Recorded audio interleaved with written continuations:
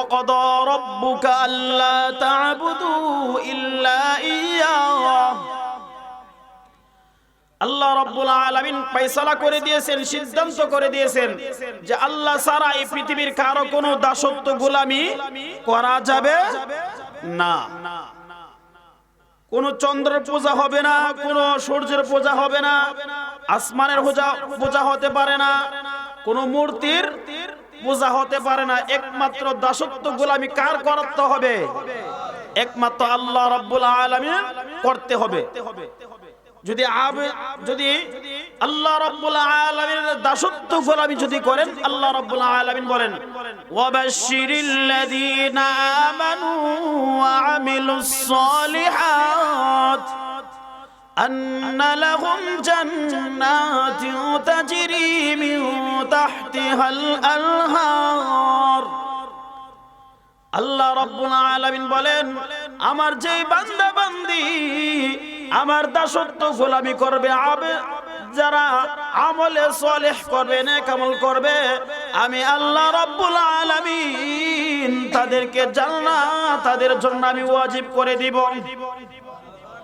আর আয়াতের মধ্যে আল্লাহ রাব্বুল আলামিন বলেন ইন্নাল্লাযীনা আমানু ওয়া আমিলুস সালিহাতি কানাত লাহুম জান্নাতুল ফিরদাউসি নুজুলা।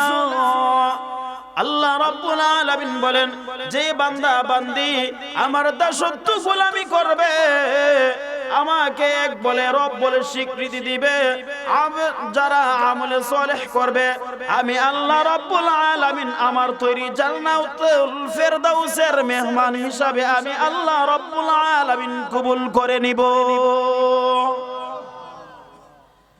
তাহলে আল্লাহ রাব্বুল আলামিনের দাসত্ব গোলামি সারা পৃথিবীর কারো করা যাবে না। এরপরে আল্লাহ রাব্বুল আলামিন বলেন ওয়াবিল ওয়ালিদাইনি ইহসানা। আল্লাহ রাব্বুল আলামিনের গোলামি করার পরে আল্লাহ রাব্বুল আলামিন মাতা পিতার কথা আনলেন। আল্লাহর হুকুমের আল্লাহর পাওনার পরেই আল্লাহ রাব্বুল আলামিন কার কথা আনছেন? মাতা পিতার, মা বাবার কথা আনছেন। আল্লাহ রাব্বুল আলামিন তাফসিরে মারিফুল কোরআনের মধ্যে লেখা হয় যে মাতা পিতার কথা কেন আনলেন। আমরা দৈনিক আল্লাহ রাব্বুল আলামিনের হুকুম কয়বার আমরা পালন করি? কয়বার? 5 বার। আল্লাহ রাব্বুল আলামিন বুঝাইতে চাইলেন যে আমার হুকুম যেমন তোমরা দৈনিক 5 বার আদায় করো, 5 ওয়াক্ত নামাজ পড়ো, এই 5 ওয়াক্ত নামাজ পড়িয়া তোমাদের মাতা পিতাদেরকে তোমরা ভুলে যাও না, তোমাদের মাতা পিতার জন্য তোমরা দোয়া করো। দৈনিক কয়বার? 5 বার। আরেক তাফসীরের কিতাবের মধ্যে লেখা হয় আল্লাহর হুকুম মানা কি ফরজ না ওয়াজিব? কি ফরজ। ঠিক তেমনি ভাবে আল্লাহ রাব্বুল আলামিন বলেন, তোমার মা বাবা যদি শরীয়ত সম্মত কোনো কথা বলে, তোমার মা বাবার কথাটাও পালন করা তোমাদের জন্য তেমন ফরজ। শর্ত হইল কি? শরীয়ত সম্মত হইতে হবে।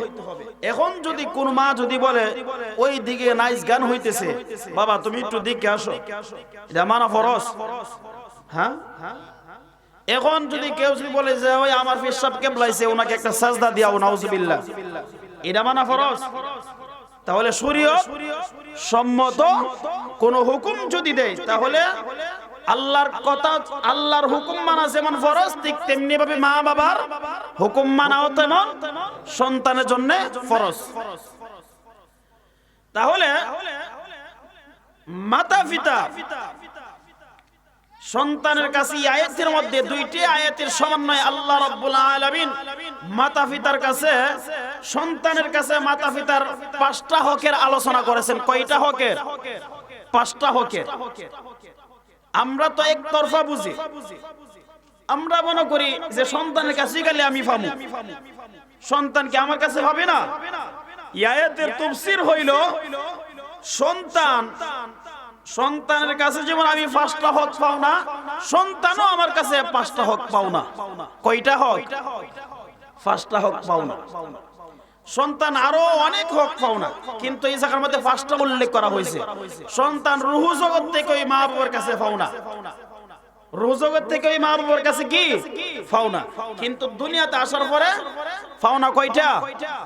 পাঁচটা। আসুন, সন্তান আগে পাওনা, আগে পাওনা না মা বাবার পাওনা আগে? কার পাওনা আগে? সন্তান পাওনা আগে না? আপনাদের এলাকার মধ্যে সন্তান হইলেই বেগ দিয়া ফাড়াই দেন যে বাজার করে লই আও। আপনারা কি বলেন যে বাউ যাও বাবা বাজার করে নিয়ে আসো, এমন বলেন? তাহলে মাতা পিতার কাছে সন্তানের পাওনা আগে। আসুন আগে সন্তানের পাওনাটি আগে বলি। এক নাম্বার হলো,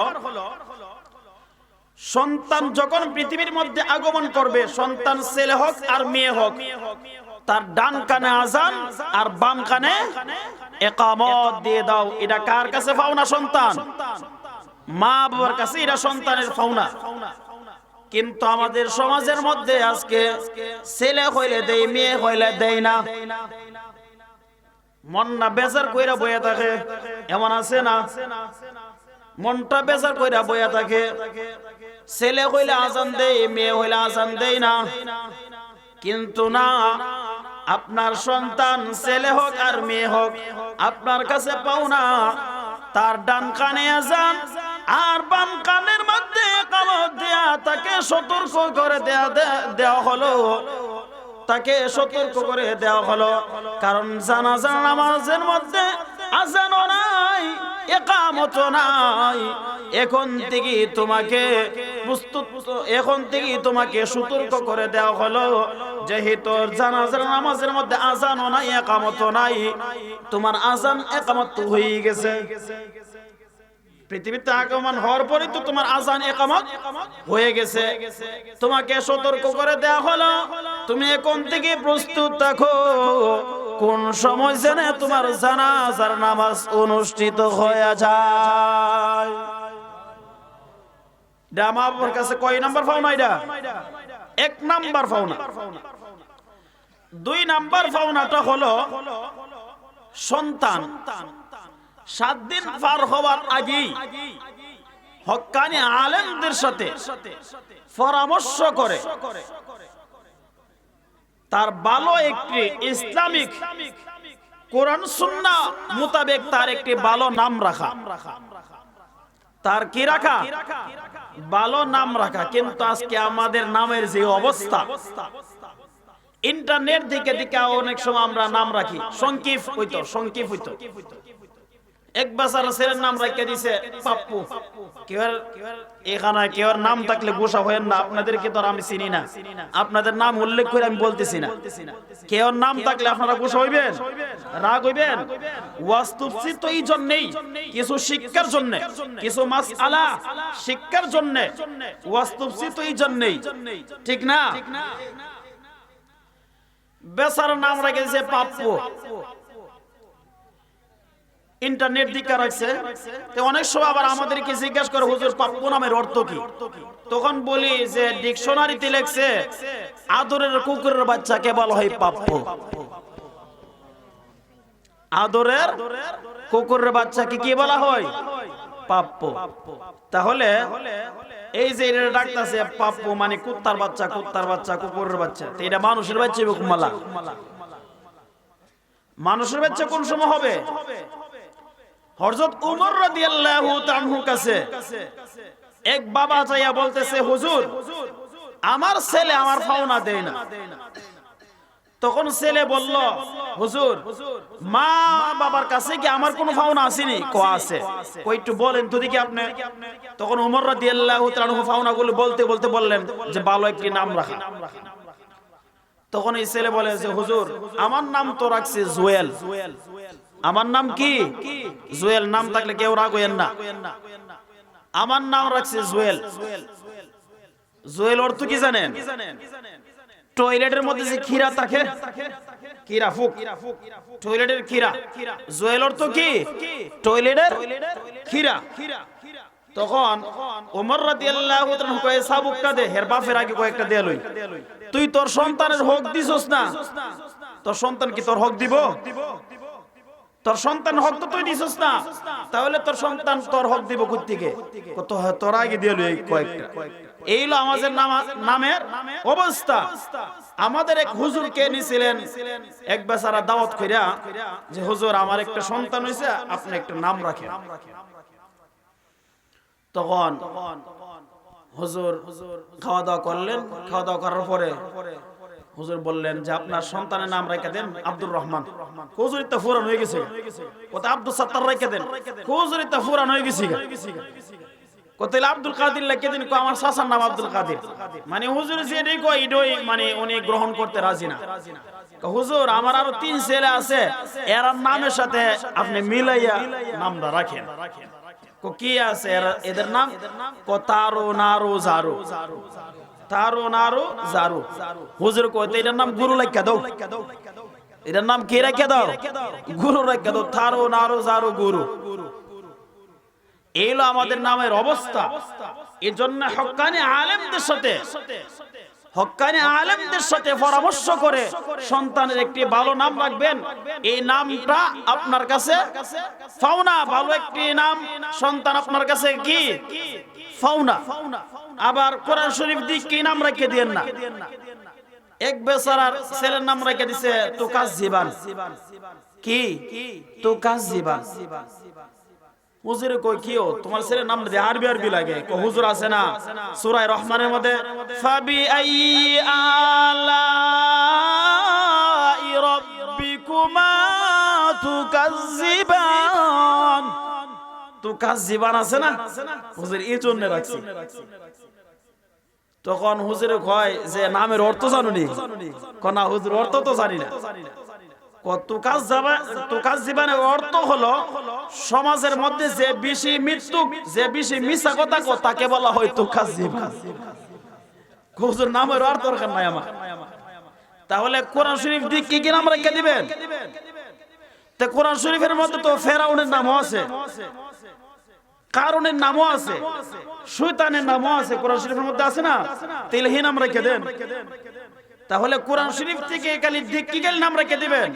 এই জন্য হক্কানি আলেমদের সাথে পরামর্শ করে সন্তান কি রাখবেন? ভালো একটি নাম রাখবেন। আপনার সন্তানের ভালো একটি নাম যদি রাখেন, আল্লাহ রাব্বুল আলামিন কিয়ামতের কুটির ময়দানে এই নামের উসিলায় আপনার সন্তানকে আল্লাহ রাব্বুল আলামিন মাফ দিয়া দিতে পারে। আল্লাহ রাব্বুল আলামিন কিয়ামতের কুটির ময়দানে ডাক দিয়ে বলবে, রে বান্দা তোর নাম কি? আল্লাহ আমার নাম তো আব্দুল কাদির। আল্লাহ ডাক দিয়ে বলবে, রে বান্দা তোর নাম তো আব্দুল কাদির না, তোর নাম তো হইল আব্দুল, আর কাদির হইল আমি মহান আল্লাহ রাব্বুল আলামিনের নাম। তোর নাম হইল আব্দুল মানে বান্দা, আর কাদির হইল আমার নাম। যেই তো তোর আমল নামার মধ্যে কোনো শিরিক গুনাহ নাই, আর তোর নামটা আমার নামের সঙ্গে মিলায়া রেখেছস, এই জন্য আমি মহান আল্লাহ রাব্বুল আলামিন আমার নামের ইজ্জতের খাতিরে তোর তামাম জিন্দেগির গুনাহ মাফ করে আমি আল্লাহ রাব্বুল আলামিন তোকে জান্নাতি ঘোষণা দিয়ে দিলাম। তাহলে নামের খাতিরেও জান্নাত পাইতে পারে। এই জন্য হক্কানি আলেমদের সাথে পরামর্শ করে আপনার সন্তানের নাম আপনি রাখবেন। এটা কয় নাম্বার গেল? 2 নাম্বার গেল। 3 নাম্বারটা হলো আপনার সন্তানকে আপনি ইলমি দ্বীন কুরআন সুন্নাহ আপনি শিক্ষা দিবেন। এটা আপনার কাছে পাওনা, এটা আপনার কাছে কি? আপনার সন্তান পাওনা আপনার কাছে কুরআন সুন্নাহ। আজকে আমাদের সমাজের মধ্যে আমরা কুরআন থেকে হাদিস থেকে আমরা দূরে সরে গেছি, রাসূল আরবি সাল্লাল্লাহু আলাইহি ওয়াসাল্লামের সুন্নাত থেকে আমরা দূরে সরে গেছি, যার কারণে আজকে আমাদের এই অবস্থা। এটা সন্তান আপনার কাছে পাওনা, কোরআন সুন্নাহ আপনার সন্তানকে আপনি দ্বীন ইলমি দ্বীন আপনার সন্তানকে আপনি শিক্ষা দিবেন। শিক্ষা দিলে কি ফায়দা হবে? আল্লাহর নবী বলেন, ইন্না লিশাইইন কলবা ওয়া কলবুল কুরআন ইয়াসিন। আল্লাহর নবী বিশ্ব নবী রাহমাতুল লিল আলামিন বলেন প্রত্যেকটা জিনিসের আফতা আছে, রূহ আছে। ঠিক তেমনি ভাবে 30 পারা কোরআনের আফতা হলো সূরা ইয়াসিন।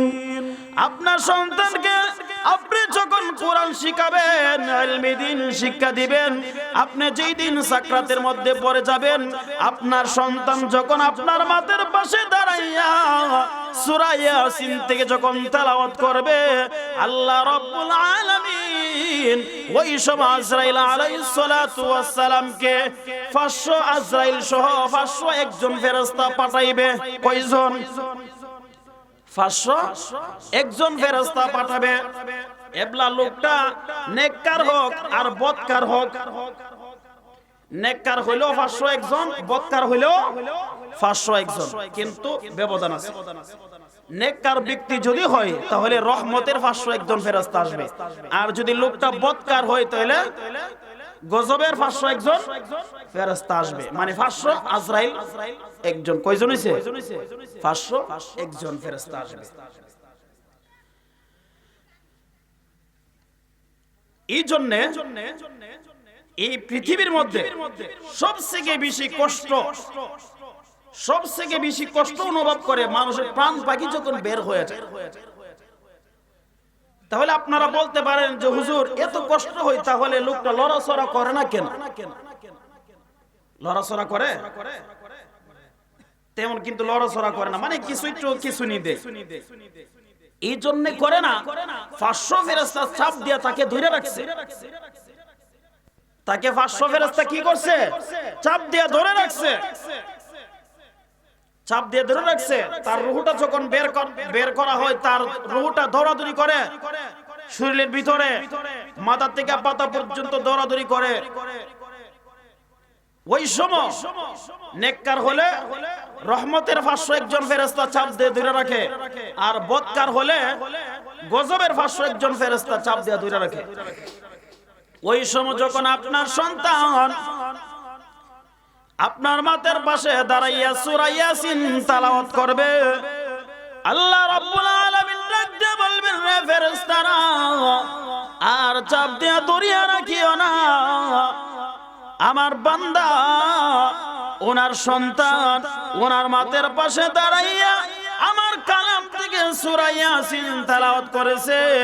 সূরা ইয়াসিনের তেলাওয়াতের বরকতে আমি আমার বান্দার জিন্দেগীর কষ্ট মাফ করে দিলাম।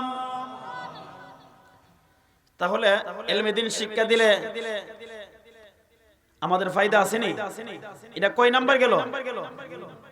3 নাম্বার। 4 নাম্বারটা হলো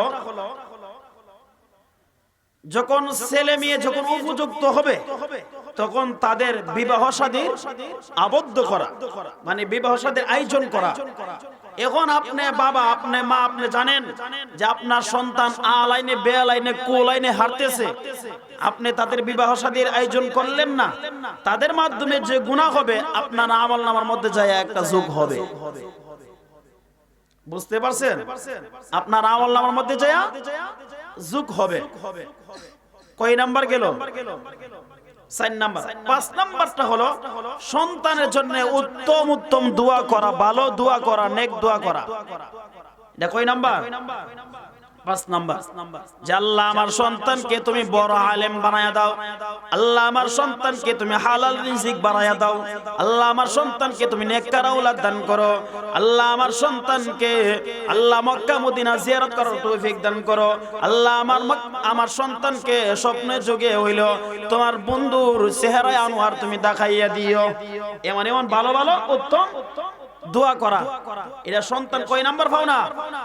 মা বাবার কাছে 5 নাম্বার পাওনা। মা বাবার দোয়া এমন কবুল হয়, হাদিসের কিতাবের মধ্যে সবথেকে বড় কিতাব